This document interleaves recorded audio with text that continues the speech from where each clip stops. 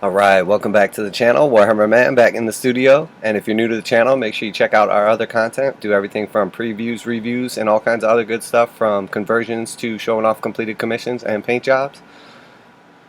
So here is the Beast Snagga Boys pre-release, and I caught a bunch of flack on the previous video I did before the Sigmar release about the queue system and how it was total garbage because it didn't address the actual problem. And here we are in the queue for the Beast Snagga Boys, less than 1 minute to go, and let's see how it works.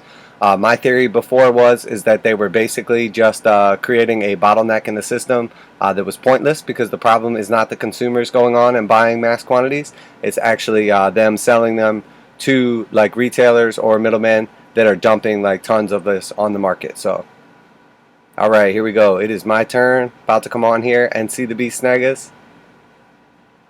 Wow. Yeah, so apparently they are already no longer available for purchase. Great. Let's see if there's some sort of error here. Pre-order. Product is no longer available. No longer available online. So yep, I waited in the queue. I was waiting in the queue from the very start, and the second I came on to the site, was already sold out. And just to further prove my point, let's go to the Dominion set, which I waited in the queue for last time, and let's see how that worked out for them. Look, and it's still available for service. You can still purchase this now. Add it to cart. Yep, everything's good. They did not run out of the limited edition tokens or any of that other stuff. So this just further proves my point. All the people that dislike that video or give me a hard time about it or argue with me about how they like the queue system, they're not actually addressing the correct problem. From a consumer standpoint, I can understand how you would think that that's the issue, but they did a 2-week pre-order on that set, and it didn't even sell out in the pre-order time, and then they ended up just doing exactly what I said. They immediately, after they saw how many orders came in, after they saw how few sets they sold online, they just dumped the rest of their inventory on the actual stores. So they told the stores originally, order as much as you like. Then once they ordered it, they told them, oh, we're only going to be able to give you so many.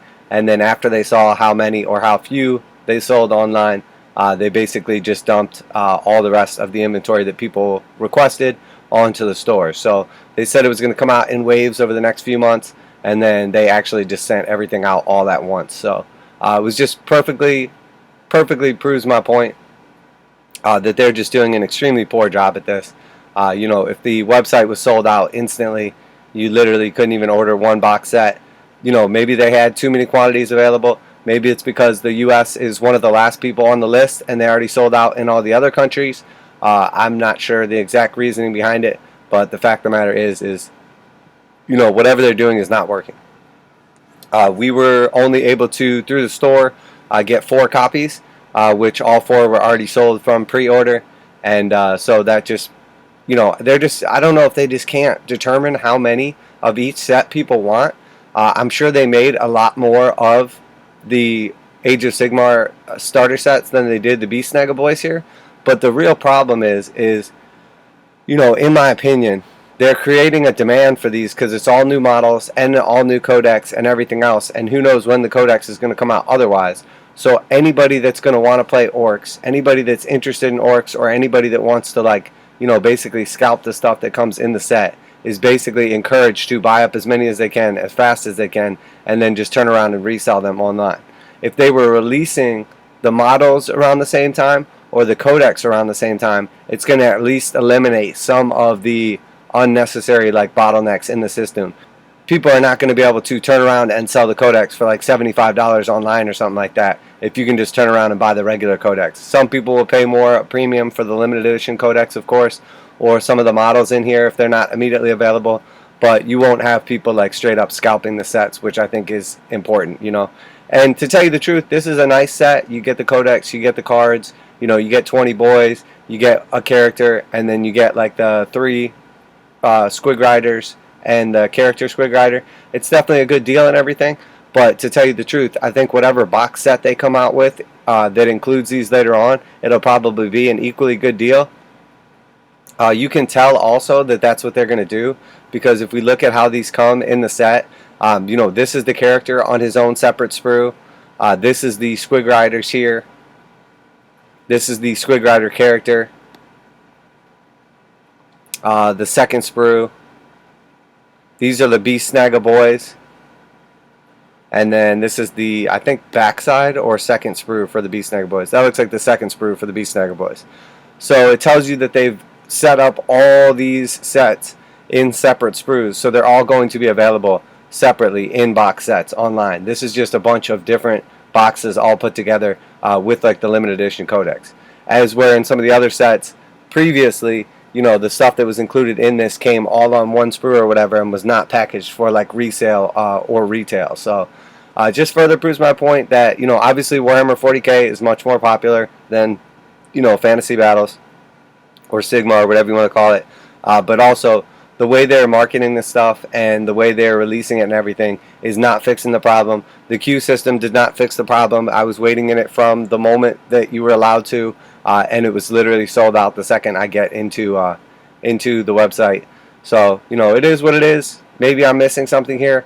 Maybe there was some sort of error again, but the fact that this set was immediately sold out, you know, I think it's pretty clear that this was going to have the same type of demand as like the Sisters of Battle set. You know, when you don't release something or you release something new after like years and years and years. And I think probably a lot more players play, you know, something like this, want to play orcs or have some sort of orc force or like them than a lot of the other armies as well. So again, they hype all this stuff up and then it's immediately sold out, and then you have to either pay scalper prices or wait extra long to be able to get it in the future. I think honestly it's just bad for business. It's absolutely horrible for business. To them it looks good maybe because they sold out and they have excess demand for it. But the truth is, you know, as a business, if you can sell more of a product, you want to sell more of the product. So whatever the bottleneck is in their supply chain, whatever they're doing that they're not making enough of these, they're creating this like demand for them that they can't meet. That's horrible business. You know, anytime you own a business, you want to sell as much of a product as you can.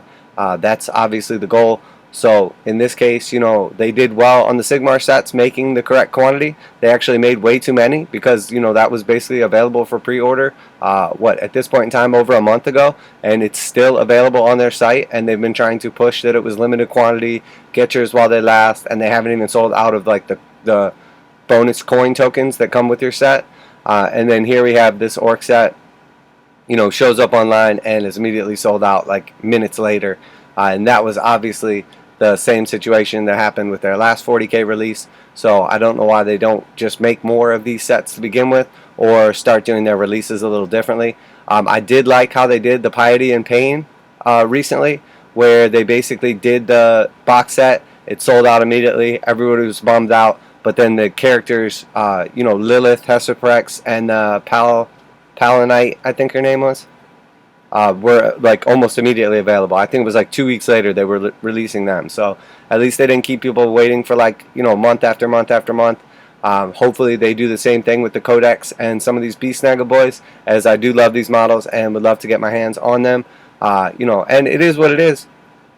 I'll pay retail or above retail or whatever I have to do to get a hold of them because I really like the models and everything. You know, you're not going to stop the people that actually want them from getting them. You're just going to end up like, you know, basically pissing off the people, you know, that were kind of on the edge. But eventually I think this will curb.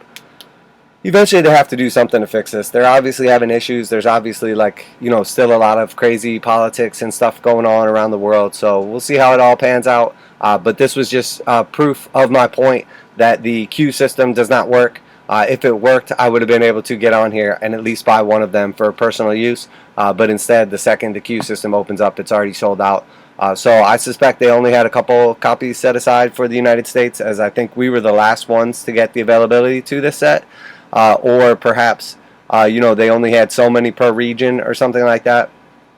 But the fact of the matter is, they had extremely limited amounts going to actual stores. Like, to be able to only get 4 of a product as a store, you know, if you figure the stores are making, you know, store gets the product at 45% off retail, so they're making about $90 per set when they sell them. So, you know, as a store, you're able to make $360 off of a pre-release. You know, that's good. It's definitely good to make $360, but, you know, that's not even going to pay the rent. And, you know, most stores obviously have more than just Games Workshop products, but if a store could sell 10 of them, they could make obviously like 900 and pay the rent at least for a month or whatever. But in this case, this is obviously a disappointment. I think the community is starting to get tired of it. I'm starting to hear people dissatisfied, displeased. It is what it is. There's a lot of problems going around all around the world. I know a lot of these things go into manufacturing way ahead of time, and it is hard for them to anticipate demand and everything, but there has to be a better way for them to basically, like, if they essentially took like a poll and try to figure out how many each store wants to get ahead of time, and then can somehow know how much demand there's potentially going to be, or look at how much of the ORK line sells, or what percentage of the stuff that sells is ORKs, or however. I think they get a better idea and be able to do this more accurately. But situations like this where you wait in the queue system, you immediately come through and it's already sold out, just bums people out. And I think eventually it just starts to push people towards other games, or just not even worrying about it. Most people have a pile of plastic already, so maybe they were just going to buy this and take care of it when they got to it. But the fact of the matter is the longer they keep doing this and creating this, like, limited edition stuff, and then there's not even enough for the people that want it, like, at release date, the more it's just going to push people towards scalping, and the more you're just going to see jacked up prices online, and the more it's just going to disenfranchise the community, and it's basically like a death spiral of people ending up like hating Games Workshop. I'm obviously a huge Games Workshop fan. This whole channel is dedicated to Games Workshop. All the commission services, conversions, modeling, building, painting, everything we do on this channel is Games Workshop. So you could call me even a Games Workshop fanboy. So for somebody like me to even get disappointed, it really sucks. And obviously, I can just do what I want to do. I can go out and buy these for extra price or whatever. I'm not even really sure that I love all the models in the set. I love all the BEAST SNAGGA boys. I love the special character Runt Herd. But to tell you the truth, I could really care about the codex. I could really care about the data cards. It's been a long time since I've played any of these games. The regular codex will be available soon and will not be different at all. And another little tangent we can go off on too is, that Sisters of Battle codex just came out, and then immediately they put out, like, they're putting out basically like the Psychic Awakening books. So you get a brand new book, you're excited, you've got a book, you're not going to have to, buy a book or get any supplements or anything for a while, and then a couple weeks after the new codex comes out, they immediately have like another supplemental codex that you have to buy. So at this point in time, I'm basically not even buying the books anymore, because I'm not getting to play the game. Basically just like theory crafting armies and stuff that I'll never get to use, never get to play, and then by the time I would be able to get to play them in the future, there's new books out, new codex, etc. So like, I literally have the original codex that they released a few months back when it came out, and I never even opened it because I hadn't had a chance to play. And then like the brand new 9th edition codex like reboot just came out since then. So I have a codex that's still sealed that I never even opened, that's now no longer valid. And then since that happened, I was already kind of bummed out. And then of course they released like the new Psychic Awakening style update book, and I'm not going to buy that one either. So I think that the speed that they're coming out with the books and the problem that they're coming out with the miniatures is creating like serious bottlenecks in the system. I already have talked to some people about the Kill Team set. Kill Team is obviously not nearly as popular as Warhammer 40k, but inside that set you have new orcs, which are extremely desirable. First time you'll be able to get them in plastic. You got the new guard Krieg models in plastic for the first time. That's going to be extremely popular. You've got Xenos terrain set, full set of that. That's going to be extremely popular. And then you have the actual Kill Team game itself, which will be like, somewhat popular. Definitely the less popular of all those factors. So who knows what the quantity is going to look like on them? Are they only going to have 4 of them per store? Is that going to be the type of thing where it's immediately like, available online for exorbitant prices, and then it's months or 6 months or a year or whatever before those models come out separately, or the train comes out separately? I really don't know. I hope not. Maybe this is just their way to create, extra demand for things that otherwise might not sell as well. Like, I think the Kill Team set will be extremely popular, but I don't think that the actual Kill Team game is going to be nearly as popular as the amount of people that buy it and then want to use those models for 40k. Obviously, this is just me speculating, but I know like the actual Kill Team game itself previously was The box set was popular, but the actual game itself was much less popular. It was more about just how good a deal you get with all the models that came in it. So the last two main box sets for Kill Team, or the first two main core sets for Kill Team, were extremely popular. Pariah Nexus was much less popular, but still cool overall. But again, it was like the same deal where they were basically just releasing the new plastic flayed ones, the heavy intercessors, the Chronomancer, and the heavy intercessor captain. You know, and then obviously the terrain was okay in that set as well. But you know, what was the main reason most people, I think, were buying that set was not to play Kill Team. Most people were buying that set to get their hands on the models or to turn around and sell the models at a premium because they weren't available. So if they would have just released the models at the same time, I think it would have killed a lot of demand for the set, but they would have still sold, you know, to the people that only wanted parts of it. And then on top of that, you know, again, talking about disenfranchising, a lot of people bought that Pariah Nexus set, and then now you have a new edition of Kill Team a couple months later, and the whole game itself, the books, all the stuff that, you know, people went out and bought has all been negated. There's no reason for it. It's all outdated now. So, you know, it's not the best marketing plans. Again, I'm trying to give them as much credit as I can, considering like the world problems and supply chain problems and everything going on, but you know, you can only make terrible decisions for so long before people just get aggravated and go somewhere else. So, you know, they obviously have the best miniatures. I really like the way the games play themselves. You could argue that they're the best or not the best at that, but overall the actual miniatures are definitely the best. So it is what it is. You know, we'll see.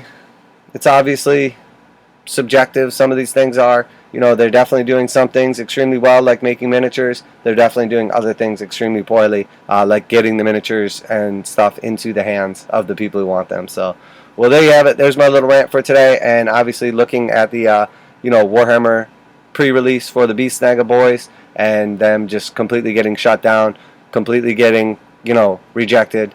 Sold out immediately before you could even get a copy of them, even after waiting in the queue system. So as far as I'm concerned, the models are a complete success. The release of them is a complete fail, and then also the new queue system is obviously a complete fail as well, if I couldn't even get my hands on a single copy. So overall, terrible job on this one. Awesome models though. I'm going to get them either way. Let me know if you're going to get them regardless, or if you're just going to say pass. Let me know if you're thinking about, you know, quitting Warhammer and playing something else. Let me know if you just don't really care and you're willing to pay the premium like I am, or you know, what your opinion is on the system. Well, there you have it, guys. Warhammer Man Studios. I'm Warhammer Man with another reaction review to the Beast Snagga Orks release and the complete fail that was the queue system. Alright, I'm out of here.